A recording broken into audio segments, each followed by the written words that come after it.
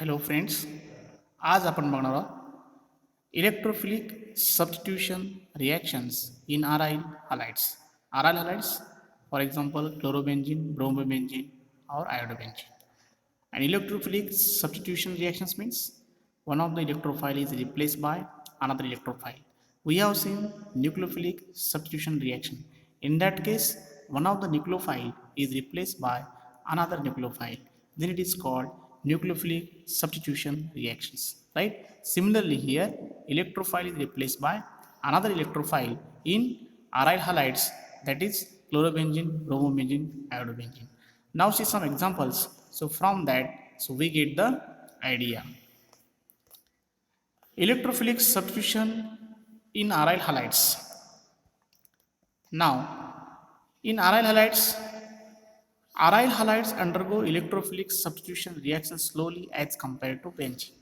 पहिल्यांदा तुम्हाला aryl halide म्हणजे काय हा पार्ट माहिती असणं आवश्यक आहे. ठीक आहे. aryl halides म्हणजेच काय? क्लोरोबेन्झीन, ब्रोमोबेन्झीन, आयोडोबेन्झीन. These are the examples of aryl halides. Undergo electrophilic substitution reactions slowly as compared to benzene. But why they undergo slowly reaction? Because of its resonating structure. जर आपण क्लोरोबेन्झीनचं रेझोनेटिंग स्ट्रक्चर बघितलं तर क्लोरोबेन्झीनमध्ये actually single bond आहे. But in case of resonating structure if you observe then carbon and chlorine behave that is double bond character because of resonating structure, and double bond character carbon becomes sp2 hybridized, and this bond is very strong. Carbon atom sp2 hybridized, which is more electronegative, and therefore this bond is very strong, and because of that in aryl halides electrophilic substitution reactions undergo slowly as compared to benzene. खाली दिलेला आहे बघा second point. In resonance structures of chlorobenzene electron density is relatively more at ortho and para positions, and therefore incoming electrophilic group is more likely to attack at this position. म्हणजे येणारा इलेक्ट्रोफाईल हा ortho आणि para पोझिशनलाच attack होणार. Ortho आणि para पोझिशनलाच attack होणार, कारण इलेक्ट्रॉन डेन्सिटी कुठे मॅक्झिमम आहे? आर्थो आणि पॅरा पोझिशनला. But due to steric hindrance at ortho position para product usually predominance. याचा अर्थ काय हो? What is ortho and para position? Ortho position is at 1,2 position, para position 1,4 position. Benzene रिंगमध्ये benzene 1,4 position para आणि 1,2 position ortho. But para is more stable as compare to ortho because of steric hindrance. Steric hindrance बघा, 1,2 डायक्लोरोबेन्झीन, 2 chlorine खूप जवळ आहेत 1,2 पोझिशनला. दोन्हीमध्ये steric hindrance म्हणजे एक अडचण होते, बरोबर. पॅराला 2 खूप दूर आहेत. Therefore para is more stable as compare to ortho. Now see some examples. So from that we get the idea. आता पहिलं आहे बघा halogenation. It is carried out by reacting haloarenes with halogen in presence of ferric salt as Lewis acid catalyst. What is the meaning of that? याचा meaning काय होतो? It is carried out by reacting haloarenes with halogen in the presence of ferric salt as a Lewis acid catalyst. So it acts as a catalyst, that is Lewis acid, FeCl3. And when that is chlorobenzene, when it react with Cl2 in presence of FeCl3 as a catalyst, so then it gives rise to what? It gives rise to para-dichlorobenzene, which is 1,4-dichlorobenzene and 1,2-dichlorobenzene. Reaction कशी होईल? हा तुम्हाला 2 times घ्यावा लागेल, हा सुद्धा 2 times घ्यावा लागेल. आर्थो म्हणजे इथला H आणि पॅरा म्हणजे इथला H. एक H रिप्लेस होईल आणि याच्या ठिकाणी Cl येईल, वी गेट दिस. तसंच पॅराचा H रिप्लेस होईल, तिथे एक Cl येईल, we get this 1,4-dichlorobenzene. And what is the byproduct? Plus twice HCl as a byproduct, not only 1 times. ठीक आहे. बॅलन्स करत असेल तर 2 वेळा घ्या, we get balance reaction. In this way to produce 1,2 and 1,4-dihaloobenzene. Okay, next one, nitration. We have seen halogenation. Hydrogen atom of benzene ring is replaced by halogen, that is halogenation. So then in halogenation, which one is act as a electrophile? That is incoming chlorine is another electrophile, आणि बेंझिनचा H, क्लोरोबेंझिनचा H, it is one of the electrophile. म्हणजे H is replaced by another electrophile, that is chlorine. ठीक है. In nitration What is nitration? Hydrogen atom of benzene ring is replaced by NO2 group. Then it is called nitration. Now see the reaction. It is carried out. It is carried out by heating haloarenes, means chlorobenzene, with concentrated nitric acid in presence of concentrated sulfuric acid. या दोन्हीच्या मिक्सरला म्हणतो आपण. दोन्हीचे म्हणजे कुठलं mixture? Concentrated nitric acid plus concentrated sulphuric acid. That mixture is called as nitrating mixture. And when chlorobenzene is reacted with nitrating mixture to form corresponding nitro derivatives. इथे पण तुम्हाला दोन वेळा ट्वाइस घ्यावा लागेल, हा पण ट्वाइस घ्यावा लागेल. So here HNO3 can be written as, हा कंपाऊंड ट्वाइस घ्यावा लागेल. आता इथे हा पण ट्वाइस घ्यावा लागेल आणि हा पण ट्वाइस घ्यावा लागेल. So it can be written as HNO3 can be written as असं लिहू शकतो मी OH बॉन्ड NO2 असं लिहू शकतो. It is 2 times. हा किती वेळा आहे? 2 वेळा. आता इथे आर्थोचा H आणि पॅराचा H, इथला H रिप्लेस करा, त्या ठिकाणी NO2 ग्रुप जाईल हा, बरोबर. म्हणजे हा H2 बाय प्रोडक्ट असेल 1 प्लस H2O, बरोबर. सिमिलरली पॅराचाच रिप्लेस करा आणि परत हे 2 टाइम्स घेतला तुम्ही, म्हणजे इथला एक OH, म्हणजे 2 काही how many times H2, twice H2 byproduct, एक NO2 पॅराला जाईल. म्हणजेच काय मिळेल? We get this 1 chloro 4 nitrobenzene and 1 chloro 2 nitrobenzene. Which one is more stable? आताच सांगितलं मी, हा झाला आर्थो आणि हा झाला para. So therefore para is more stable as compared to this. Okay, now see the next one, sulfonation. Sulfonation, similarly nitration. काय असणार आहे? Hydrogen atom of benzene ring is replaced by sulfonic acid, and sulfonic acid is nothing but which group? So that is SO3H. याला म्हणायचं sulphonic acid.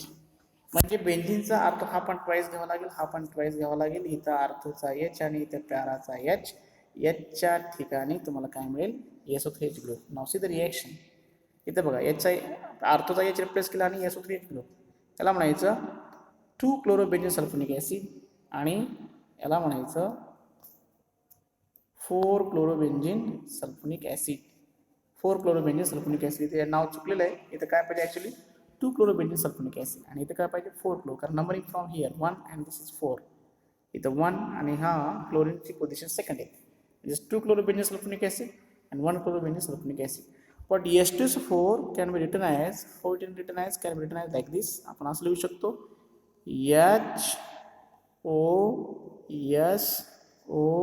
HOSO3H 3H.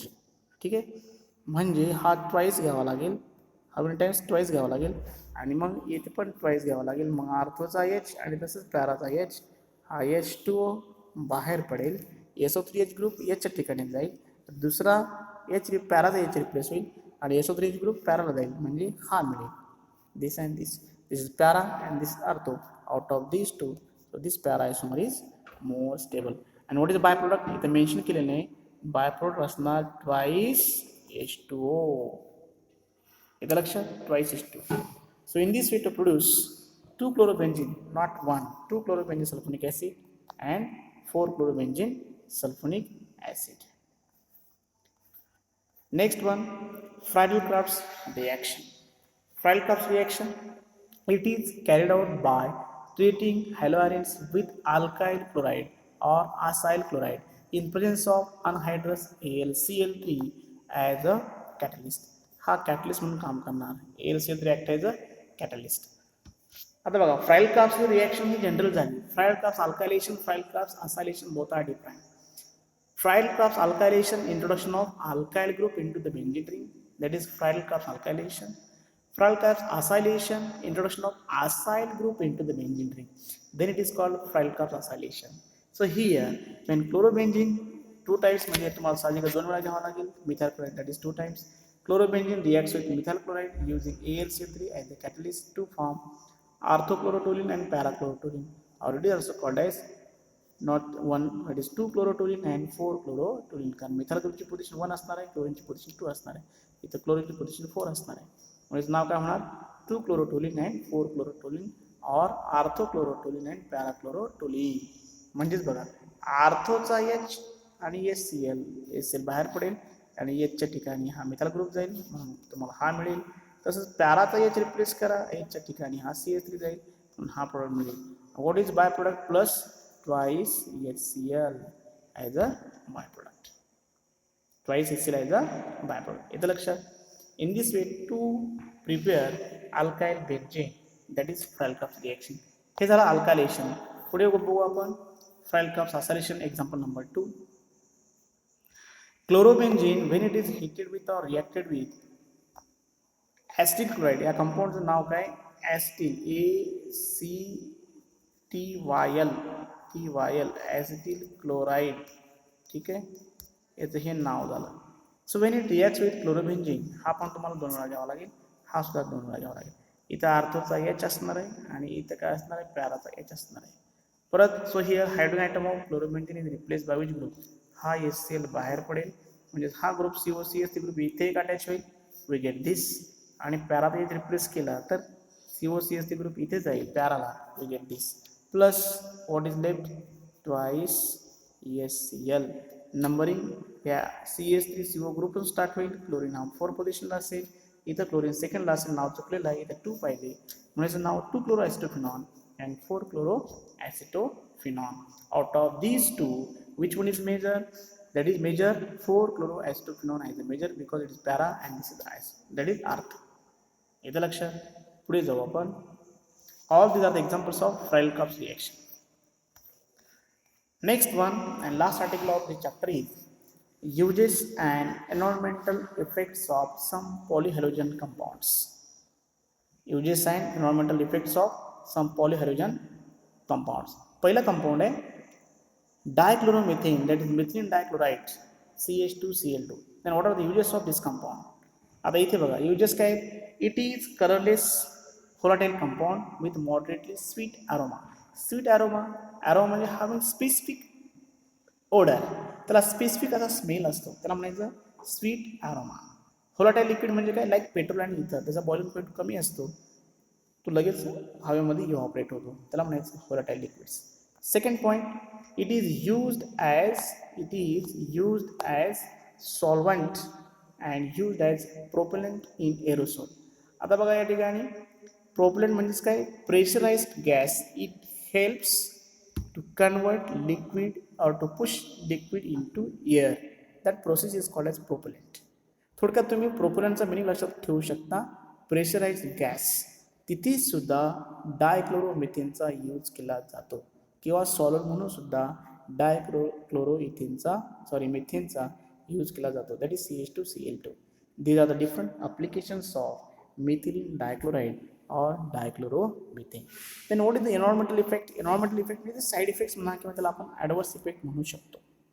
ठीक आहे, काय आहे त्याचे adverse effect?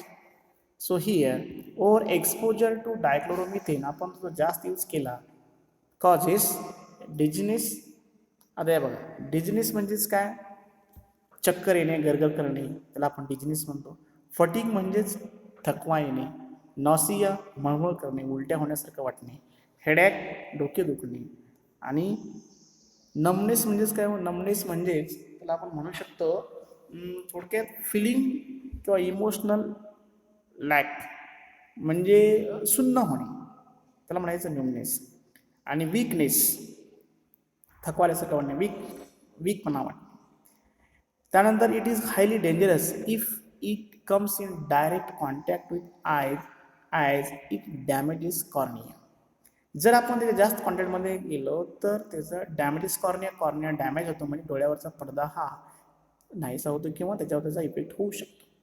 So these are the disadvantages or adverse effect of dichloromethane. Okay, next one,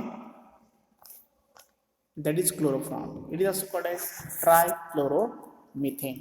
आता बघा, ट्रायक्लोरोमिथेन CHCl3 काय यूजेस आहेत? It is colourless liquid with peculiar sweet smell. Peculiar म्हणजे एक स्पेसिफिक, त्याला म्हणायचं peculiar. It is use to prepare chlorofluoromethane refrigerant R22. Chlorofluoromethane यालाच आपण CFC असं म्हणू शकतो. याचे परत टाईप्स आहेत. त्याचा मेन रोल काय? It is use to prepare refrigerant. वेगवेगळ्या टाईपचे रेफ्रिजरंट आपण यूज करू शकतो. ठीक आहे, कुठले आपण पुढे बघणार आहोत. रेफ्रिजरंट म्हणजेच काय हो, हीट ॲब्झॉर्ब करणे आणि हीट रिमूव्ह करणे. म्हणजे एअर कंडिशनरमध्ये आणि फ्रीजमध्ये आपण त्याचा रेफ्रिजरेटर म्हणून यूज करू शकतो. ठीक आहे, असे वेगवेगळ्या टाईपचे रेफ्रिजरेटर्स आहेत. R22 आहे, R11 आहे, R12 आहे, आपण पुढे बघणार आहे. Second one, it is used as a solvent for extraction of natural products like gums, fats and resin. Resin म्हणजे it is one of the polymer. ठीक आहे, येलो कलरचे पॅलेट असतात छोटे छोटे, त्याला आपण रेजिन म्हणतो. हे एक्स्ट्रॅक्ट करण्यासाठी सुद्धा आपल्याला सॉल्वंट म्हणून CHCl3 क्लोरोफॉर्मचा यूज होऊ शकतो. Next one, it is used as a source of that is dichlorocarbene. Dichlorocarbene म्हणजेच काय हो, सो दॅट इज CCl2 आणि या ठिकाणी असणारे 2 इलेक्ट्रॉन, याला म्हणायचं डायक्लोरोकार्बिन. आणि कशापासून तयार करतो आपण, it is prepared from chloroform. So that is also one of the important application of chloroform. पुढे जाऊ आपण, दॅट इज त्याचे साईड इफेक्ट्स काय आहेत. क्लोरोफॉर्म जर आपण जास्त यूज केला, जास्त क्वांटिटीमध्ये गेलो, त्याचे साईड इफेक्ट्स काय आहेत. Now see first, chloroform causes depression of central nervous system. Central nervous system डिप्रेसमध्ये जाईल, त्याचा इफेक्ट होतो. Second, inhaling chloroform for a short time causes fatigue, dizziness and headache. Fatigue म्हणजे थकवा येऊ शकतो, डिझिनेस चक्कर येऊ शकते, डोकं गरगर फिरायला लागतं आणि डोकं दुखू शकतं. Long exposure to chloroform may affect liver. जास्त आपण त्याच्या कंटेंटमध्ये गेलो तर लिव्हरवर त्याचा इफेक्ट होऊ शकतो. Chloroform when exposed to air and light forms a poisonous compound that is poison, so it is stored in dark colored airtight bottles. जर आपण क्लोरोफॉर्मच्या जास्त क्वांटिटीमध्ये गेलो किंवा लाईटच्या क्वांटिटीमध्ये आला तो क्लोरोफॉर्म, तर क्लोरोफॉर्मचे रिएक्शन ऑक्सिजनसोबत होईल and to form poison gas. Poison gas is having bad smell. तर फॉर्म्युला आपल्याला लिहिता येईल COCl2 म्हणजेच COCl2 म्हणजेच पॉइझन गॅस. तरच काय म्हणायचं, पॉइझन गॅस. त्याच्यामुळे आपण तो कशा लाईटच्या क्वांटिटीमध्ये येऊ देत नाही आहे. Which is stored in amber colour bottle. ज्या लाल कलरच्या बॉटल असतात त्याच्यामध्ये आपण तो स्टोअर करत असतो. ठीक आहे. Carbon tetrachloride, next compound, carbon tetrachloride और tetrachloromethane, that is CCl4. Application, it is colourless liquid with sweet smell. त्याचा स्मेल हा स्वीट असतो. कलरलेस लिक्विड लॅबमध्ये आहे, बघू शकता. It is very useful solvent for oils, fats and resin. हे product, natural product आपण त्यापासून एक्स्ट्रॅक्ट करू शकतो, दॅट इज सॉल्वंट, म्हणून आपण CCl4चा यूज करू शकतो. It is used as a cleaning agent. लॅबमध्ये आपण क्लिनिंग एजंट म्हणून CCl4चा यूज करू शकतो. मग ते साईड इफेक्ट्स काय आहेत. So what of the environmental that is adverse effect. It is highly toxic to liver. लिव्हरसाठी टॉक्झिक आहे. त्यानंतर exposure to high concentration of CCl4 can affect central nervous system. जर आपण त्याच्या जास्त क्वांटिटीमध्ये गेलो तर सेंट्रल नर्वस सिस्टीमवर त्याचा इफेक्ट होतो. And it is suspected to be so that is carcinogenic. Carcinogenic म्हणजेच काय, कॅन्सरसारखा आजारसुद्धा होऊ शकतो. So these are the side effects of side effects of CCl4. Next point बघा, आयोडोफॉर्म. नेक्स्ट कंपाऊंड आहे iodoform. It is also called as triiodomethane. Then what are the application of triiodomethane or iodoform? It is yellow crystalline substance with a disagreeable, that is smell. Disagreeable म्हणजेच काय, discomfort, bad smell. ठीक आहे. It is use in medicine as a healing agent and antiseptic in dressing of wounds. However its use is limited. त्याचा use सुद्धा limited करावा लागतो, कारण त्याचे पण साईड इफेक्ट्स आहेत. आता हिलिंग इफेक्ट्स म्हणजे काय, आपलं हिलिंग एजंट म्हणजेच काय हो, जखम भरून काढण्यासाठी आपण ॲडोफॉर्मचा यूज करत असतो. अँटीसेप्टिक म्हणून सुद्धा त्याचा आपण यूज करत असतो. बघा, एन्व्हायरमेंटल इफेक्ट म्हणजेच काय काय आहे त्याचे environmental effects. It causes irritation to skin eye, म्हणजे स्किन इरिटेशन होते, आय त्रास होतो, डोळ्यांना त्रास होतो. It may cause respiratory irritation or breathing difficulty. श्वास घ्यायला अडचण येऊ शकते. आणि त्याच्यामुळे परत काय होऊ शकतं, इम्पॉर्टंट बघा, diseases, dizziness because of that, nausea. Dizziness म्हणजेच चक्कर येणे, नॉझिया मळमळ करणे, depression of central nervous system, visual disturbance. Central nervous सिस्टीमवर त्याचा इफेक्ट होऊ शकतो आणि व्हिज्युअल डिस्टर्बन्स दिसण्यासाठी अडथळा येऊ शकतो. So these are the side effects और environmental effects of iodoform.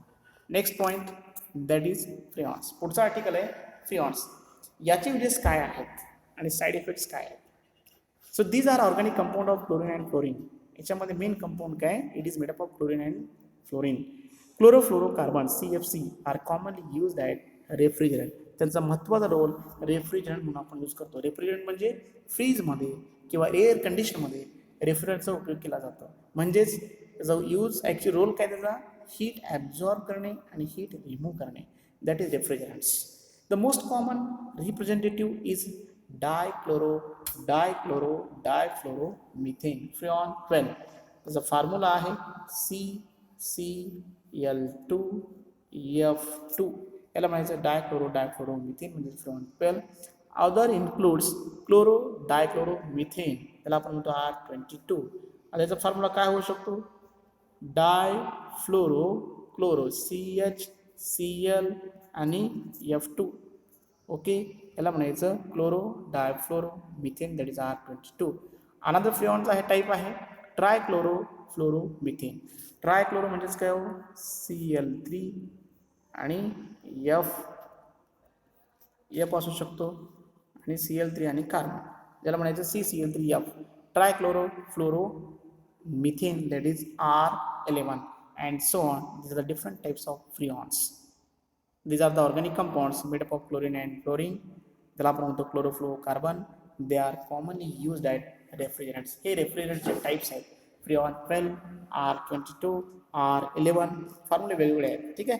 And they are used as refrigerants in fridge and air condition. मी मगाशी सांगितलं एअर कंडिशन कारमध्ये वगैरे आणि फ्रीजमध्ये त्याचा रेफ्रिजरंट म्हणून यूज केला जातो. आता रेफ्रिजरेट म्हणजेच काय सांगितलं, हीट ॲब्झॉर्ब करणे आणि हीट रिमूव्ह करणे, त्याला म्हणायचं refrigerants. These are the different types, that is freons. This side effects काय आहेत बघा. Chlorofluorocarbons are responsible for ozone depletion of ozone in stratosphere. स्ट्रॅटोस्फिअरमधला ओझोनचा लेअर हा रिडक्शन होऊ शकतो बिकॉज ऑफ क्लोरोफ्लोरोकार्बन. जर तो जास्त वर गेला असेल, आता स्ट्रॅटोस्फिअर म्हणजेच काय असले पाहिजे, strength स्ट्रॅटोस्फिअर that is above the earth surface up to 10 to 50 kilometer. That's atmosphere is called as, that sphere is called as, that is stratosphere. And in that sphere, that is depletion of ozone, म्हणजे ओझोनचा layer reduction होऊ शकतो because of chlorofluorocarbon. That is also a drawback. Then regular large inhalation of freons result in breathing problems, organ damages and loss of consciousness. त्याच्यामुळे organ damage होऊ शकतात, श्वास घ्यायला त्रास होऊ शकतो आणि सेन्सेशन जाऊ शकतो, म्हणजे माणूस बेशुद्ध होतो. So these are the disadvantage, त्याला आपण काय म्हणू शकतो, एन्व्हायरमेंटल इफेक्ट किंवा side effect of freons. Next one, that is diphenyl trichloroethane, that is DDT. That is DDT. काय बघा या ठिकाणी त्याचे uses. It is colorless, tasteless and odorless crystalline compound having insecticide property. Actually हा insecticide, it is used to kill the insect. दिले बघा, it is used to kill the insect, that is house flies, mosquitoes आणि body lice. body lice म्हणजेच काय, जे उवा वगैरे असतात ना, त्या प्रकारचे इन्सेक्ट बॉडीवर असलेले ते पण आपण किल करू शकतो with the help of DDT. It was used for controlling malaria and typhus. Typhus म्हणजेच टायफॉइड. टायफस म्हणजेच काय, टायफॉइड. हिवताप वगैरे जो येतो त्याला आपण टायफॉइड म्हणतो.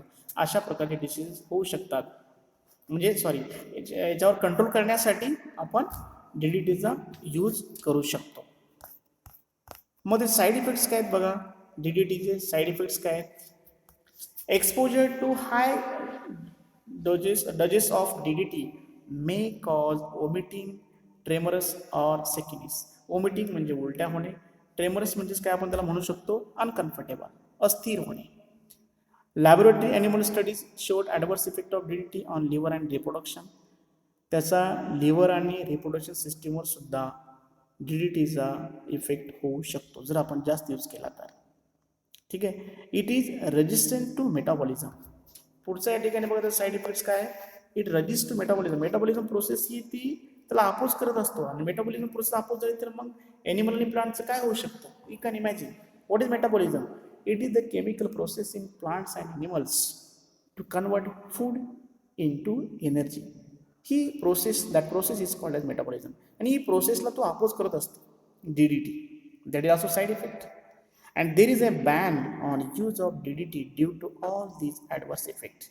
And because of that, there is a ban on DDT, on the use of DDT. And DDT चा यूजवर यासाठी बॅन आलेला आहे, म्हणजे बंदी आलेली आहे. These are the side effects or adverse effects or environmental effect of DDT, and that is the end of halogen derivatives of alkanes. So thank you.